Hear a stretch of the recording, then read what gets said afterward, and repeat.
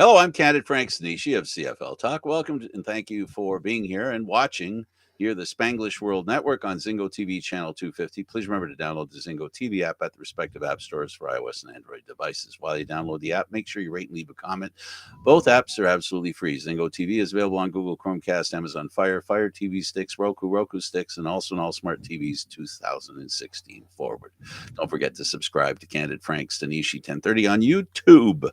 All right, David Morassutti, this is it. The end of the season has arrived, buddy. It's always tough. Always tough when you know that there's not another CFL game being played the following week. It really did go quickly. So let's start by where it was played. The 2020 411th Grey Cup was played at BC Place in Vancouver. It was my first time in Vancouver. I was amazed by the city. I was amazed by the Rockies. I was amazed by the Pacific Ocean and the beauty once the sun got up. But I'll tell you, we were told it rained a lot this time of year in Vancouver, and they didn't lie. They didn't lie. It was very rainy. We saw the snow-capped mounts, I think, once in the time that we were there, the 6 days we were there. Yeah. Right after it was a day where there was Friday. just no rain. Friday. Yeah. It was a Friday, right? I mean, it's a beautiful place. I've always heard great things about the city. Unfortunately, when you go there for a working trip, it's not exactly like, oh, did you get a chance to go and explore? We did the best we could on the last day. Yeah, exactly. Not easy to do when you're running around, for sure. Well, what we can say that, and just to ensure that people understand this, it was a place that I'm very interested in going back to see and spend a little more time and get to understand what's there other than the inside of BC Place. Yeah, I know, right? And so anyone going to Vancouver in November, bring a jacket. Bring a raincoat, jacket, and an umbrella. Now, the CFL was kind enough in the care package. I call it the care package, or the gift package that they give us. You got the usual socks and some other stuff, a hat. But I was joking with you on the airplane. I said, maybe they'll give us a slicker this year. And it came close. They gave us an umbrella. And it was it was a well-founded decision. Let me tell you, I mean, they knew what they were doing when they threw that umbrella in there. So now I have a Grey Cup umbrella. Yeah. Yeah. So we got that covered. The next time we go to a game in BC, we have our umbrella at least. Or we can re-gift it to somebody that we care about and think that needs an umbrella. Mm-hmm. There's that. There's that too. All right. So it was in Vancouver. It was in BC Place. The Jonas Brothers were the halftime act. What'd you think of them? Oh, I thought they're a great halftime act. What I liked especially is they appealed to a different audience. And a lot of times when you do these halftime acts, you kind of want to you're trying to do something different. You're also trying to appeal to an audience that maybe wants an extra reason to pay a little more money to go to a Grey Cup, right? When I talk to some fans and they talk about how much the tickets are and things like that, I'm like, so you don't want a Grey Cup, like a decent halftime act? You just want a normal football game? You can pay normal football prices, but you're gonna not get the experience of a Grey Cup. Like, that's what you pay for. You pay for star attraction. Jonas Brothers are a star attraction.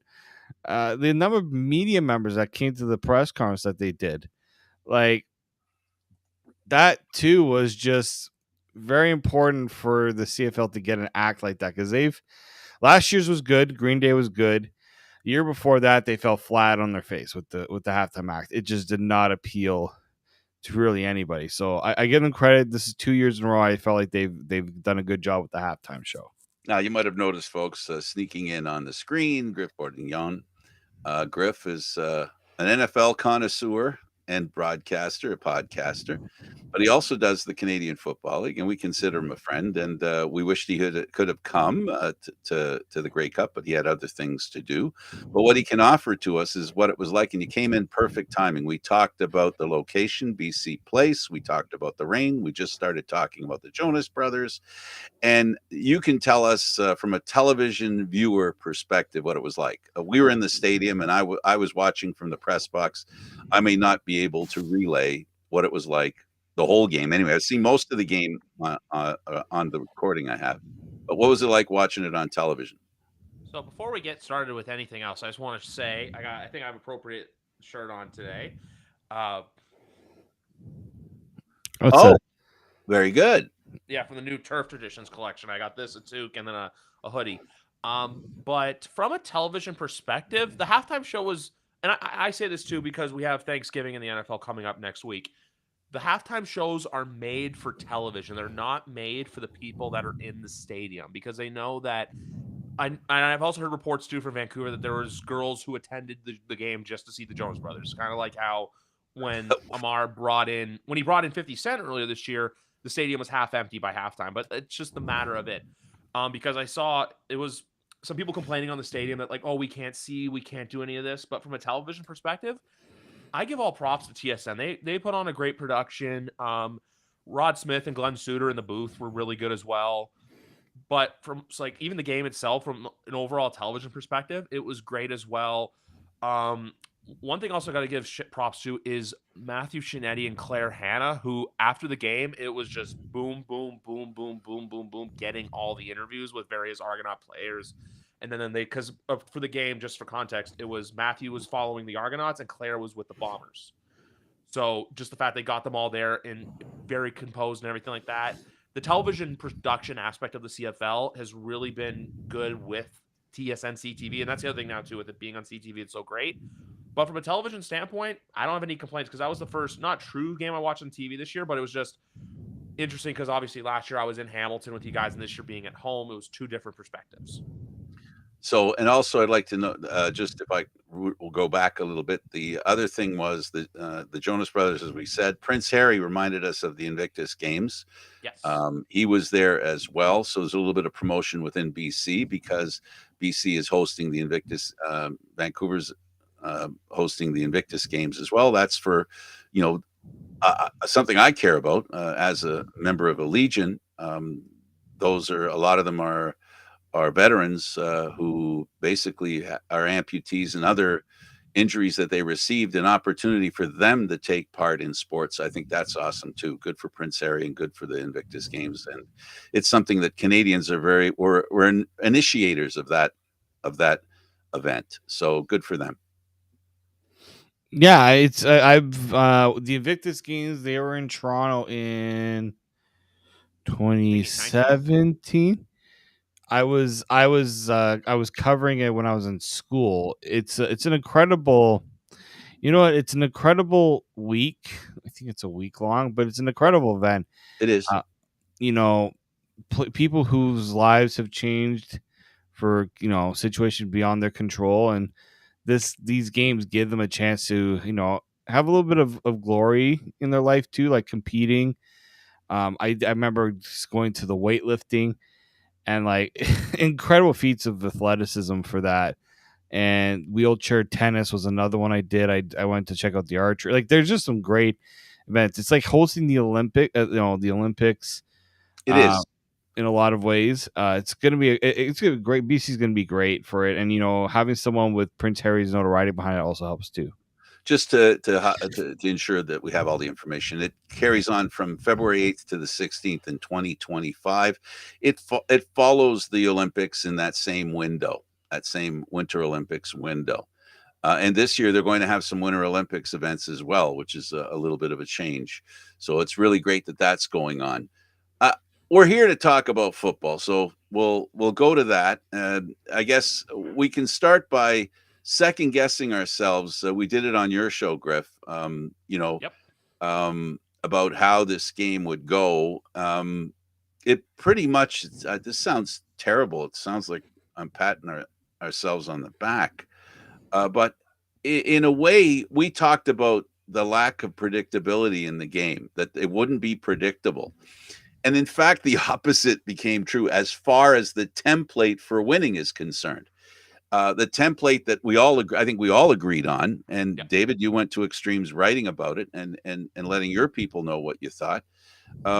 It was all about, if the Argos, for me anyway, it was all about the three phases contributing equally and their quarterback not making mistakes. That's what it boiled down to me before when we did your show, Griff, and that pretty much is what played out.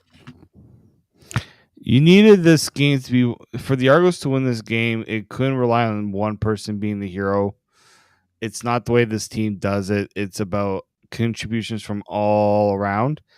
And I do think that, you watched this game and you watched where Winnipeg was faltering and where the Argos were thriving.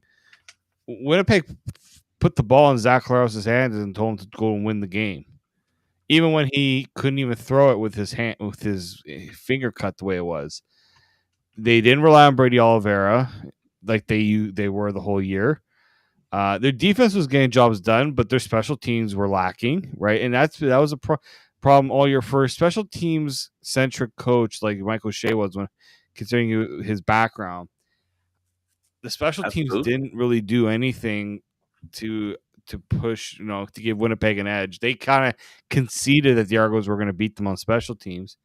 Defensively, yes. Defensively, the Winnipeg defense did their job to make that a close game, but the offense is where they really got let down. It was the lack of balance on offense. The Argos realized we need to get everyone involved. We're going to have to make Winnipeg. Everyone talks about Winnipeg's defense being so good, Ryan Dinwiddie drew up a great game plan to go after that defense, which is you can go and cover Coxie, you can go cover a Mackay Polk. We're going to beat you with our other guys on top of that. That's what they did. That's the true element of a team win rather than relying on a few individuals. Textbook, Griff. Stop the running game. You hurt the passing game. Yeah. We almost saw a similar game plan last year with the Montreal Alouettes, if you kind of think about it, where I know Montreal won it at the buzzer and it wasn't this game is obviously more of a blowout, but if you think about it, the blueprint to be drawn was interesting. I was talking to some people about this at the rally on Tuesday as well. And I said this on Twitter and it got some traction. And I know Arbuckle won MVP, but there was a very solid case for Winton to win the award as well. Absolutely. And I think if Winnipeg had won, without a doubt, it was going to be Willie Jefferson, he was the best player on the field for 4 quarters for the Blue Bombers. So here's the other thing too, like it's the question now for Winnipeg. I know everyone talks about like, oh, what are they going to do personnel wise? What are you going to do with coaching? It's like Buck Pierce's name's now being floated with the BC Lions, which I'm assuming we'll talk about. And Jordan Younger as well. You assume he may want a sniff at an opportunity too, to where it's like, and even with Younger as well, I don't know how the defense went from dominating the Rough Riders in the way they did to letting the Argos score 41. Sure, 7 of those points was a pick 6, but even like stuff like the Kevin McTall touchdown, the Dejon Brissett touchdown, letting Winton McManus get down to the 5, but then the Kadeem Carey just last time we're going to use this season carrying it into the end zone. Ryan Dinwiddie and Mike Miller really, and Pete Costanza as well, I feel like a very unsung hero with this team, really know how to get these guys going. The unity, that's the thing with the Argos. That's what I've noticed in my 2 years with them, with you guys. There's a brotherhood and a unity to that team that just seems like you can't break it. And sure, last year they had a very bad day against Montreal. And I know everyone's talking about, oh, Winnipeg's dynasty. There's no dynasty there. For all we know, we're here having the same conversation next year, and Toronto's starting a dynasty of their own. Yeah, so to clarify, Miller is the quarterback coach, Costanza is the receivers coach. Yes. And then you have two defensive coordinators that share the responsibility with the Argos. Kevin Iben, and I'm blanking on who the other guy is. Will Fields. Yeah. Yes. Fields. David? It was a complete team effort. Even to Mickey Donovan, special teams coordinator as well. Like, it's just coaching. It truly shows you if you have good coaching, they'll lead you there, and that everyone buys into what Ryan Dinwiddie's selling them. When you talk about the word dynasty, like if the Argos had made the Grey Cup last year, I would for sure be calling this a dynasty. I think they would say we need to get here consistently. With Winnipeg, they've owned the West. That's what makes them a dynasty in the West. It's not a championship dynasty.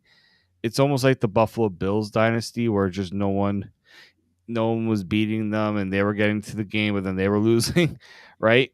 It is impressive though. Like we were looking back, a team hasn't lost 3 straight Grey Cups since the 50s. Yeah. When Winnipeg did it. Coincidentally. Right? So I know a lot of Blue Bombers fans are. I mean, we saw quite a few of them, Frank, at our hotel. They Yeah, were, heads down and things like that. But it could be worse. It could be a team that doesn't get there. Like Toronto, the difference with Toronto now, you can imagine them getting them every year. Yep. Back when they were winning, it was, will they make it back the following year? Do they have the core to get there each and every year? Because there's always so much turnover. 2017, after they won that championship, that team was almost unrecognizable. And, dynasty implies invincibility in my mind. Like when you say dynasty, I think invincibility, a level of invincibility, and that's not something that the Bombers had. The fact now, if they had won this one, I think a dynasty still could have been in there. You're winning through 3 and being in 5, that would have been more. But the problem is here, the number is they won 2 out of 5. So, they weren't invincible by any stretch of the imagination. And in that sense, they aren't a dynasty, but that doesn't mean they weren't a great team in these past. They were the best team in the last 5 years, but they weren't a dynasty because they weren't invincible in any way. Exactly. That's exactly it. Because in the biggest stages, there was cracks in the armor that got exposed. Like everyone remembers Enoch Mwamba's performance in 22. You remember what Cody Fajardo was able to do last year. You saw this year, not just what Nick Arbuckle was able to do in a role where, and also I'll say this too, the fun thing as well, the last 3 Grey Cups as well from a gambling perspective, all three winners were massive underdogs of at least plus 180 or more. I know when that was Toronto's odds in 22. Last year, I think it was like 200 or 2 something for Montreal. This year, I bet the Argos at plus 320 because we all know this. When the Argos are, and here's the weird thing with them this year, they were 2-5 against teams that didn't make the playoffs. They basically wiped the floor with a lot of the teams that were good. Think about it. They swept Winnipeg. They beat Montreal in 2-3. It's just funny how things like that work, and that's what makes the CFL so fun and interesting and even quirky is the fact of the parity. Every year you don't know who's going to be there. I don't know, David. My big story is quarterbacking, and you guys touched on it. And for me, the big thing is that Ryan Dinwiddie had faith in his quarterback room. He could point this year to any guy in that room and say, I want you to go out there and you're going to carry this team to victory. And he could say it full-throated and with sincerity. He did the same thing when he said, the first 9 games, okay, kid, go out there. Dukes was sent out there and he did pretty good. Then Arbuckle at the Grey Cup. And of course he had his number 1 guy played the last 9 games. Well, not all 9, but he played pretty much the end of the season, the last half of the season, and proved that he was of MVP caliber. But Ryan Dinwiddie didn't hesitate, David, the whole time we were there. Every time the subject of Arbuckle, how do you feel it? He was full-throated. I have all the faith in the world in him. And I think the difference in this game was, unfortunately, the Winnipeg Blue Bomber coach didn't have as much faith in his quarterback room that showed up in that game. And I think that was the difference. Well, they say the adversity carried them, and it did, right? Like no team had to rely on their backups more than Toronto did to get them there. Zach Claros, technically Winnipeg was down to their 3rd quarterback with Strevler out, and I don't know about you. Like the problem is that Winnipeg needed to win the final game just to finish first in the West. Mm-hmm. Usually that's the time where you at least get your backup some reps. And it just shows that if you don't plan for it, you're going to fail, right? They didn't plan on Zach Claros coming out of that game. It's obvious with the way that they tried to make it seem like they weren't going to be obvious with the play calling, and that's why they had the ball in Terry Wilson's hands when they're in the red zone rather than give it to Brady Oliveira. But they played right into the Argos' hands with it. Let Terry Wilson throw it. Like even Kenny Lawler too. He only had 1 catch the entire game. There's one game with the Argos I actually want to go back to from earlier this year. The game against Hamilton, they lost on the Leggio field goal at the buzzer. Because if you remember last year, that's the game that Toronto won in Montreal with Boris Beattie. This year, they lose that game. And ever since that game, they were just full throttle ahead. They went into Winnipeg and took care of business, beat Montreal at home. There was that beautiful Saturday afternoon game against Ottawa that got them the East semifinal win. But the best thing I liked about that loss was, I know, Frank, you weren't at the game, but David and I were there. Remember how when the game against Hamilton that they lost, the Legio field goal? Remember how Winton and Tavares handled themselves in the locker room postgame and how it was somber, but they just knew, hey, it's on to the next one. That's the thing with Toronto. Toronto's available. The Argonauts are kind of like a chameleon if you think about it. They're able to adapt to any situation that gets thrown at them. Meanwhile, Winnipeg, it's just, here's our guys. We're going to go down with this. That's what happened. They went down in a blaze of glory. Yeah, David, it starts with the head coach. Ryan Dinwiddie is a team-first coach. Yep. He's not afraid to replace anybody. And I'll add this little caveat into the conversation. Remember, Arbuckle's the guy that Dinwiddie said, okay, let's trade him. We'll get Kelly. We'll use the pick to get Kelly. And he let Arbuckle go. And he brought him back. You know, there's something to be said for the loyalty that he has and the way he leads the quarterback room. I know Miller deserves most of the does most of the heavy lifting. I get that. But I think it has a lot to do with Arbuckle, that he has faith in all his players that he has on the team. And even if he doesn't let up that he does, which is, I think, is one of his strengths.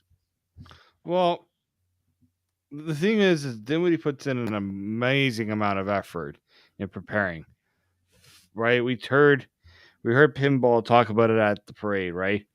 He's there every day.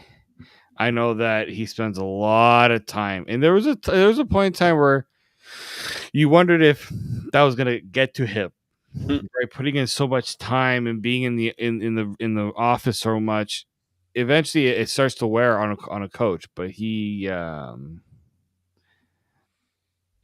it just means that your team is better off because they're so prepared for it. I mean, that's why the Argos have thrived so long, is because Dinwiddie puts in the effort, and there's that symmetry between him and the front office. We've seen it now.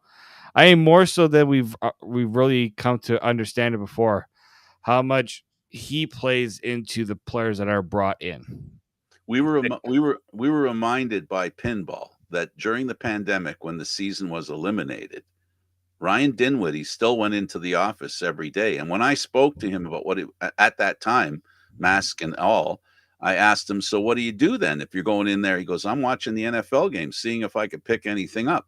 So he was doing his homework. He couldn't watch CFL games. So Buddy decided, hey, I'm going to watch the NFL and see what they're doing. And he just constantly thinking about the game, to your point, David. Well, and the other thing too is that because he's playing, like when Chad was suspended, we need a veteran. Go get Nick Arbuckle. That was Dinwiddie. That's right. Right. So it's faith in knowing your game plan and not trying to throw it out the window, right? You constantly heard him throw out the maybe we need to change the playbook, maybe we need to shorten, maybe we need to reduce it. Yeah, that's more under conditions, right? But one thing that Dinwiddie did as well is you look at all three quarterbacks, and he confirmed that was his intent.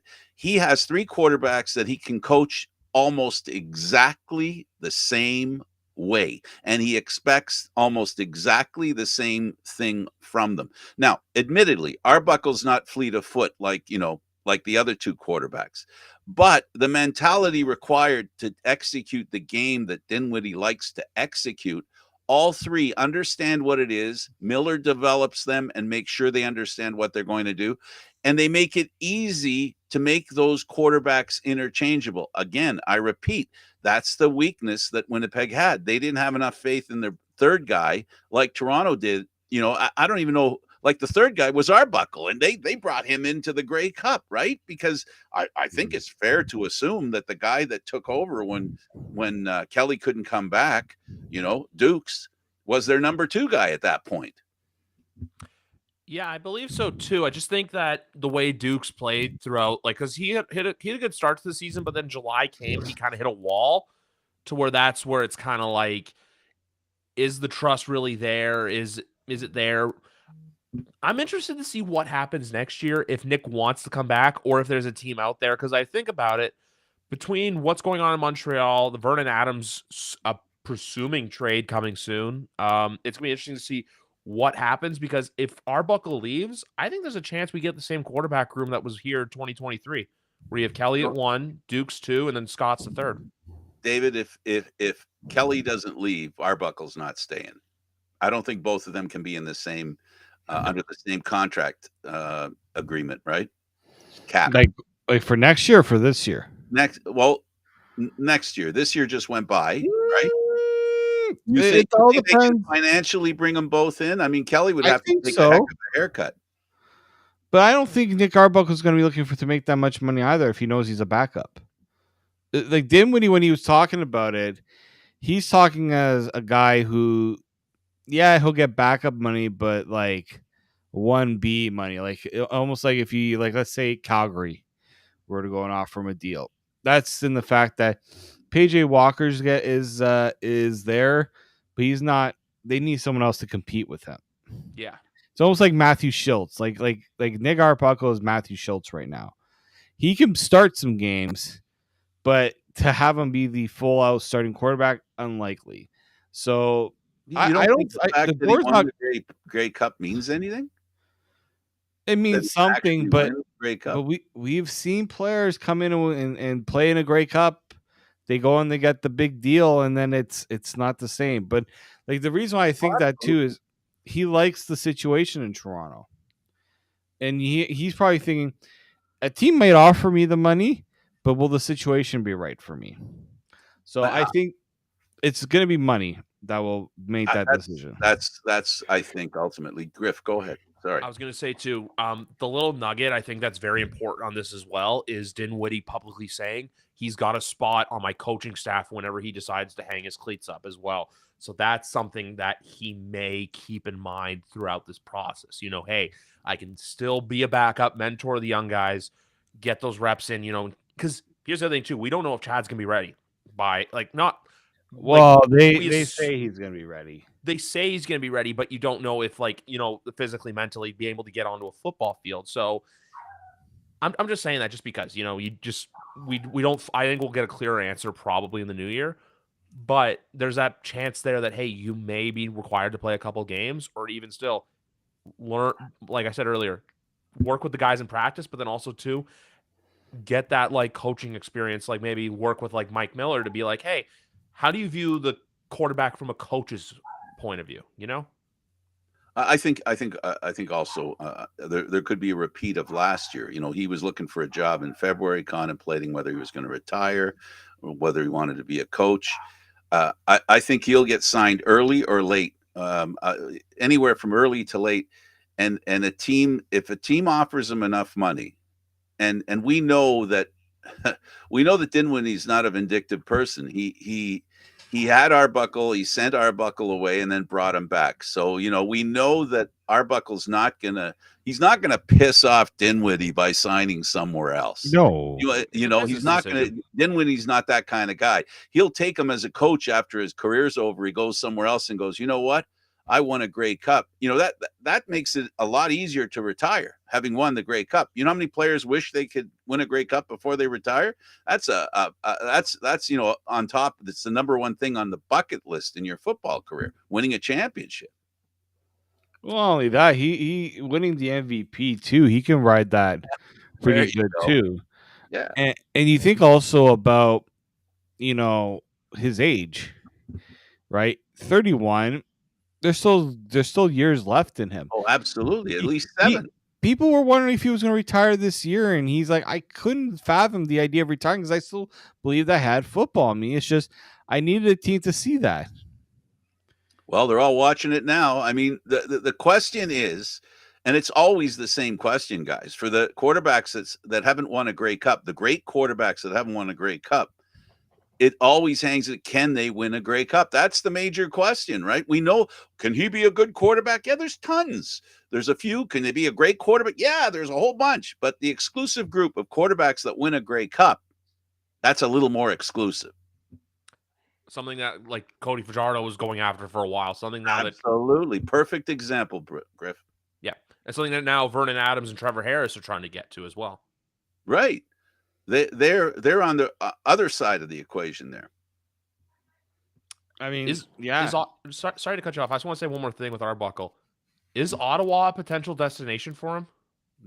No, I like Drew Brown there. I think that guy. I don't even think it's because of Drew Brown. I just think two reasons. One, he's already been in that organization. It didn't go well for him. Sometimes you just like he's a backup. Drew Brown is the starter there, as Frank said. Like that's to me, if he's like if I'm looking at teams I might consider it. Calgary is one because they're not right. Saskatchewan could look at it too, right? Because we don't know what's going on with Trevor Harris there, and apparently they're not going to be trading for Vernon Adams, according to the GM there. Okay, sure, fine. Don't go for an MLP caliber quarterback. So there are teams right now that you also wonder how many teams will want to continue the carousel of quarterbacks moving around the league and maybe look in other directions. We talked about this many times before. Absolutely. The Adams thing, I think, is more about not showing interest in him to ensure that you don't have to overpay for him. Yep. Yeah. Right. And every GM has an excuse to say, well, I don't know if he's a starting quarterback. I don't know if I could trade for a starting quarter. I'm trading for a guy who could be a starting quarterback. I mean, it's not like he was your starting quarterback all year, that kind of stuff. Right. It's logical. I mean, the teams that are going to trade for him are going to play down his numbers as much as they can, just as BC will play them up. But I think playing them down will carry a lot further because the fact is, that Adams, while he got back the starting job, he only got it back because the other guy really didn't play well at all. Yeah, BC's a very intriguing team for next year because they were a team like, hey, you're hosting the Grey Cup. You should be going to the Grey Cup.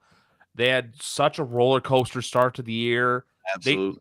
They weren't exactly, I know they almost beat Toronto in that week 1 game, but there was nothing in that game that made me look and go, wow, this is a legitimate contender. Now, new head coach, new general manager. I wonder with them, obviously, like Rourke's going to be the starter. And also with Ottawa, it was just a question because of, I think Jeremiah Masoli is going to be another guy. I don't think he's going to go back to Ottawa either because, he might try to go somewhere to compete. The end of the day just going back to BC, though, so two things. With BC, it's just interesting now because it's what are you going to be and what are your expectations going to be? Oh, yeah. And with the quarterback carousel, it's what's happening here. Like, who's going to end up where? Because if you think about it, I would say the only ones that are for sures are Toronto, Montreal, Hamilton, I guess Ottawa now, like you guys were saying, Winnipeg, and Edmonton. That leaves only 3 teams. BC. I'd take Winnipeg off that list. Yeah, you know what? Yeah, I would take them off that list too. Now that I think about it, because the for sure thing. Yeah, the good bet is that Claros comes back, but that's not a for sure thing in my mind. No, because he's what 36, 35. Yeah, he's got a lot to prove, but they ran. At some point, a change happens only because you can't keep running the same thing out there. Yeah. That's more it for me. It's the fact that you can't keep you can't rinse, repeat, recycle because we know they're probably going to run it back a lot, but they're going to be, I know they've lost 3 in a row, but I feel like they're under more pressure now because guess who's hosting the Grey Cup next year? It's the Blue Bombers. Oh boy. Yeah, they got a real question. Do they go for it again or do they realize we need to consider I like for me, the Claros is not even really the problem. I know a lot of people want to point to him as the problem, but it's not him. If there's a team, David, that could afford 2 really good quarterbacks higher paid, it would be Winnipeg because the cap is, that bandage has been pulled off. Every team that hosts the Grey Cup in recent memory have gone over the cap a fair amount because they want to represent. That's not. Yeah, you're not wrong about that. Also, what's Chris Streveler's status? Are they going to look, is that a chapter you're going to close as well? That's something they're going to have to consider too. Um, yeah, it's they got to figure some internal things out before they even consider bringing other quarterbacks in too. Yeah, it's just like they're set on every other side too, but eventually they're like they're gonna have to rip the band-aid off and realize, hey, we are who we are. I understand going for it. I understand this year. I understand going for it, but I just feel like there's going to be so much pressure because it's you've lost 3 in a row. You were this, you were that, and now I know we were asking about Toronto to go back to back, but Toronto could be. I know, and I know Winnipeg went back to back, but I believe a team hasn't truly gone back to back like in years consistent, like where it was like true Since Montreal. Since Montreal, and that was almost 15 years ago now. So there's a lot of added pressure too, because when you look at the league next year, the only team I could really say they're probably not going to be in Winnipeg come next November would be Calgary, and probably maybe Edmonton. I don't know yet. I'm just waiting to see what they do in the offseason, but that's just that. I only say that because you don't know where the CFL can go, because you have to assume certain teams are going to be back. You have to assume Hamilton's not going to be as, I'll say, slow starting as they have been the last couple of years if they can stay healthy and be consistent and also get a defense that can actually stop the ball.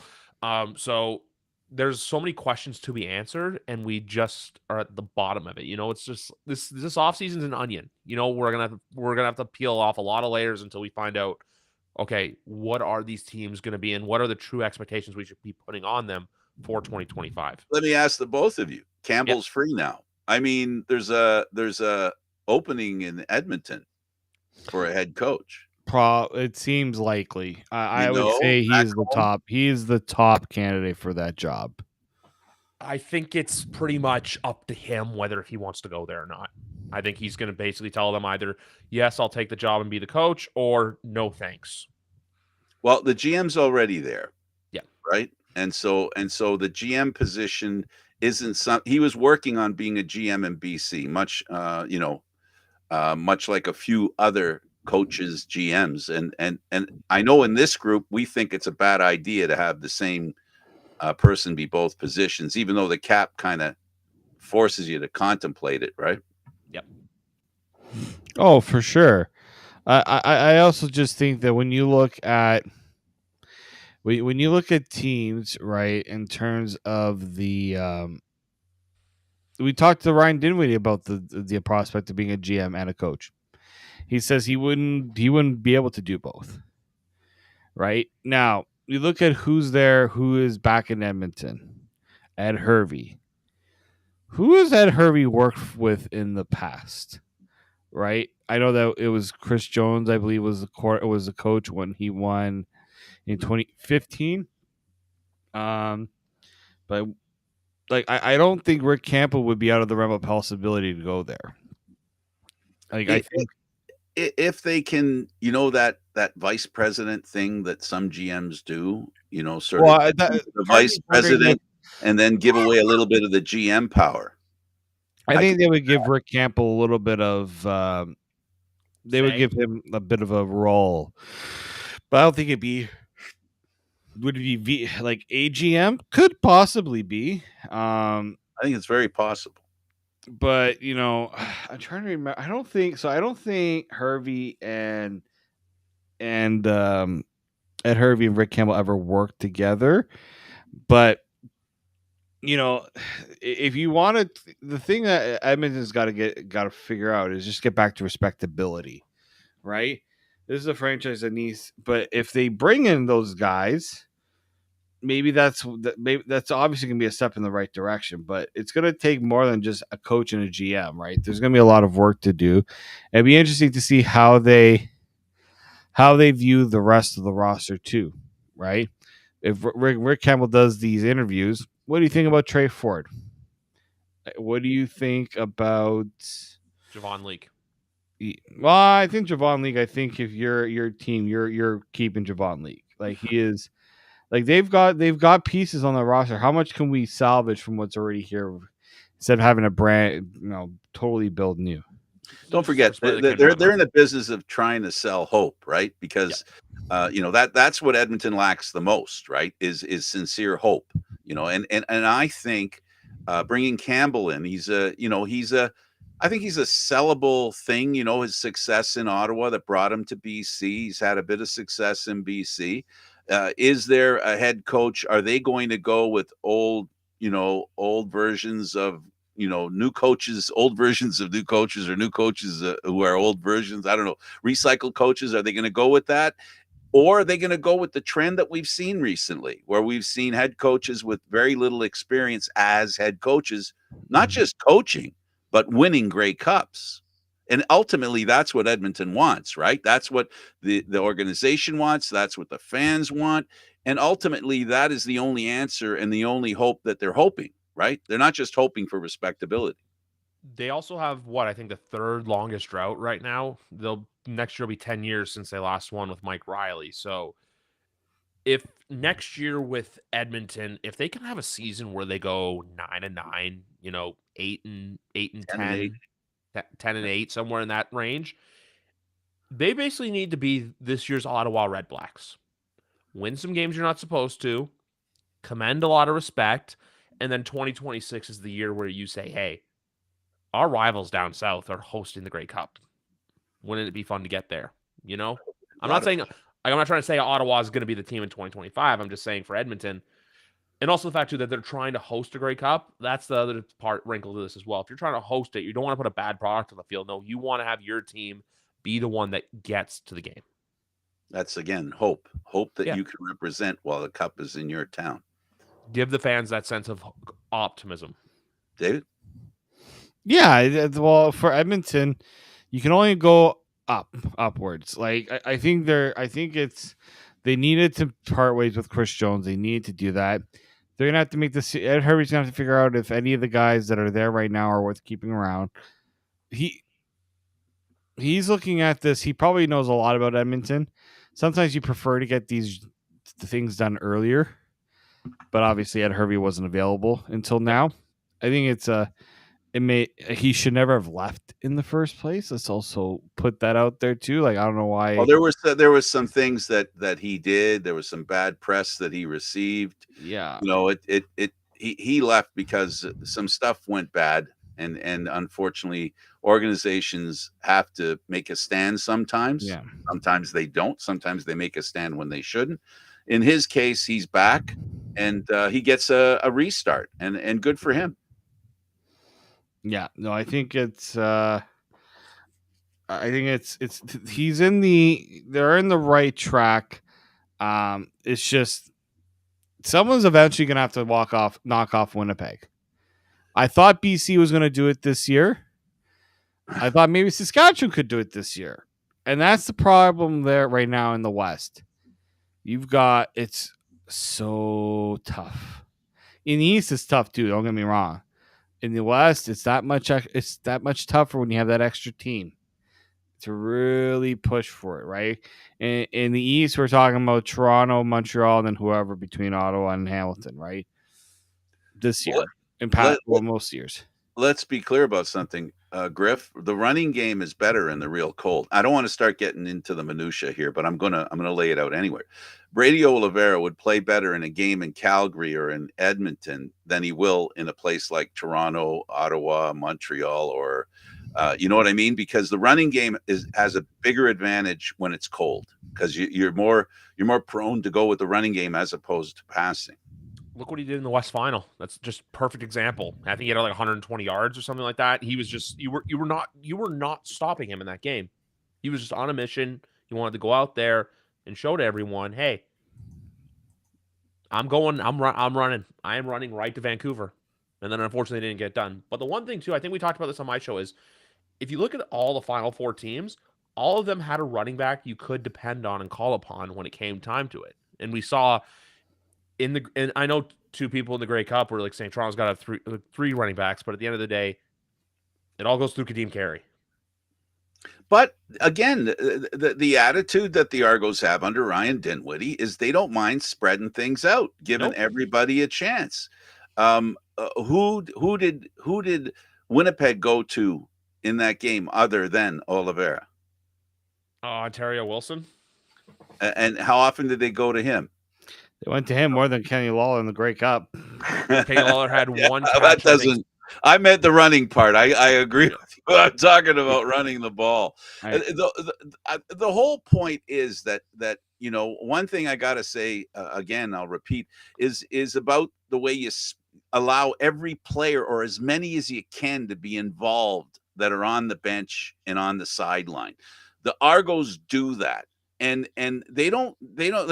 Adebayo played a little bit, not as much as I'd hope he'd played, but they give everybody a chance to prove they should stay in. That's what I like about the way Dinwiddie coaches. yeah, I mean, it's there's a balance. There is a balanced approach you need to have, and I've criticized Dinwiddie about bailing on the run so early in favoring the pass, and that's when the Argos get into trouble. But teams know if you cut off one part of their offense, you force them to beat you a different way, and the teams that have succeeded have that balance. It's very rarely that a team that doesn't have a credible run game makes it far. Yeah, you need the running game. Is besides Winton McManus, is Kadeem Carey the most important free agent signing to try to retain this offseason? No, it's Win McManus. No, besides Winton. Oh, sorry, beside Win. No, what? He's crew. You got to be careful how much you pay running backs. They've already put a lot of money into Dan Adebayo and Deonta McMahon. Well, I don't think McMahon actually has an expensive deal. That if you're looking to bring Win back, I don't know if you can bring Carey back. If you bring Win back, can you bring back Coxie? Right? You got to start looking. You like your running game the way it is, but you can't be putting too much into it either. Try this, Griff. The way that the Argos played in that game and won the championship, is there really anybody other than Winton McManus that played the kind of game that when it comes to contract time are not expendable? Honestly, no. He on the field, off the field is what you need and what you want in a consummate pro. So that's why I think re-signing, the man with the toothpick and the dreadlocks, number 48, you gotta lock him up, because not only do you know that he's a great player on the field, off the field, he's someone that will keep everyone in line when times are good and when times are bad. Yeah, I mean they're a different team when he's on the field versus when he's not on the field. We saw it this year when he was hurt. Yeah, right. So it's you're not wrong on that, Griff. And if people didn't understand the point I'm trying to make is they have a plethora of receivers. I'm not saying any of them are expendable per se, but what I'm saying is if one of them disappears, it's not like they're going to lose a key receiver. The Argos have proven that they can spread it around, which stands in good stead when it comes to contract time, because, like I said, no one did anything spectacular, although they've got a rookie Polk that I think they want to keep. I think if there's anybody in the receiving corps that they'd like to keep, I think it's him. And of course, their captain of receivers, Daniels. Those guys, Daniels for the reasons that you guys can all infer, and Polk for the reason that he's a young and up and comer. I think Brissett's another good one to keep as well, just as because Canadian, and if because Coxie is a guy I can see leaving. He look, very good talent, but at the end of the day, it is a numbers game. But Coxie, I see in that situation where like Jamal Peters was last year, where it's like he's very good, but that if he were to go, it's going to be next man up to replace him. You can fit, Kevin Mittal, Mackay Polk, Dejon Brissett in that role, or even Jake Herslow. Absolutely. They've got their eyes on him. David, we heard that specifically from the coach. Yeah, we did. And you also have to think of any guys that are going to get NFL opportunities. Can Mackay Polk get a look in the NFL? Right? Those are things you're going to have to look. The next few months, you're going to be seeing a lot of that type of stuff coming out as Winton well. Potentially too. I think he's old. I know he's older, but is there a team that kind of like knocks on that door? He might be a coffee candidate, a cup of coffee candidate. Mm-hmm. Mm-hmm. There's a lot of players that go down there and they end up with only a cup of coffee, and it's not because they're not good enough to play, in the NFL. I think it's more or less, game. Yeah, and I think if I was a CFL player who was a star somewhere, and I go up to the NFL, it's like the quarterbacks, right? They hand you the clipboard.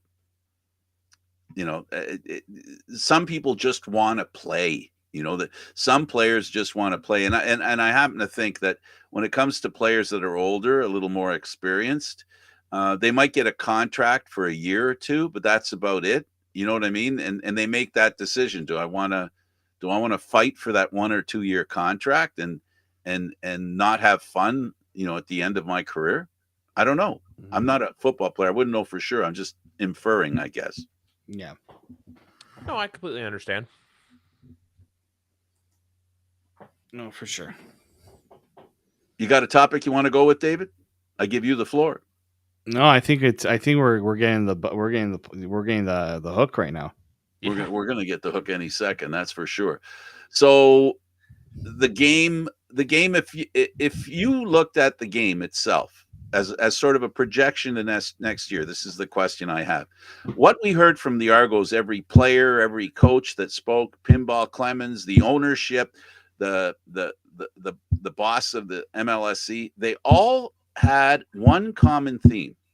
Argo fans, show up. Toronto, we got great football. Come out. We're going to do the best we can to entertain you. Come out. Does that sound familiar to you guys? Yeah, I heard it all. I've heard it all before. Yeah, because this year, we got to be honest, up until the CNE game, attendance was quite sparse. And then the X came around, and that's when they were starting to get over 15,000 on a regular. If they could be pushing close to 20 for every game this year, that's going to be more of a win. That's also me being very optimistic. But even if they can get 16 to 17 consistently, I think that's a push in the right direction. I was also thinking about this year too with the Argos. I just think they have to come out of the gates hot next year where, just not do like 2023 and go 16-2. But if they can win 12, 13, 14 games, you're going to build a solid fan base.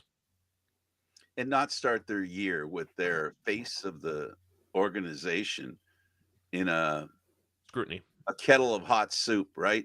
And there were a lot of people who resented the fact that Kelly was kept by the Argos, and that doesn't help sell tickets.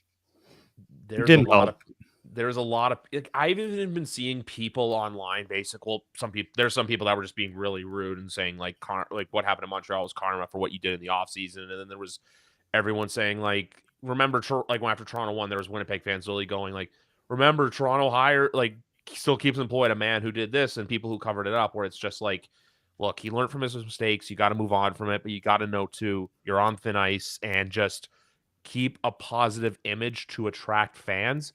Because I even saw 2 Ottawa fans basically posting that they didn't want to come to Toronto because they didn't want to give their money to the organization that employs Kelly. So if Chad Kelly can just stay out of the limelight, rehab, and get better, you're going to draw fans. But there's going to be a subsection of the CFL world that is going to resent him.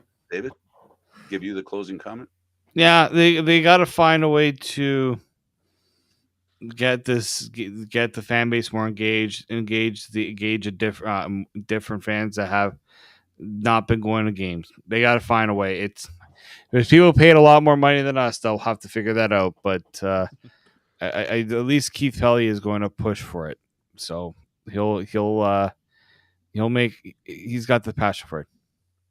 There's one more thing I just want to say, and that's just with scheduling. I would do more afternoon games on the weekends as opposed to like how the home opener last year was on a Sunday night. I would do more like 3 or 4 o'clock kickoffs as opposed to like 7 o'clock all the time. Oh, you just mentioned something that will lead to a long conversation, but I'll make it as brief as I can. There's a lot of talk in the Eastern Division that it's to their advantage to play those afternoon games. I'll leave it at that. And so there might be a temptation. There's some GMs that are thinking now in the East that, it's not a bad idea to play in the afternoon. It creates a disadvantage, for the Western teams. Anyway. We have to go now. We're getting pulled. For Griff and of course for David, I'm Candid Frank. Thank you for watching. This, of course, CFL Talk, seen Mondays at 4 p.m. We had a special today. This show can also be heard on the Spanglish World Radio Network. For CFL Talk, news, entertainment, and other sports programming we offer, please check out SpanglishWorld.ca. Spanglish World. Watch it, hear it, read it, download it, and live it. Thanks for watching, and don't forget Candid Frank Stanisci, 10:30 on YouTube. Until next time.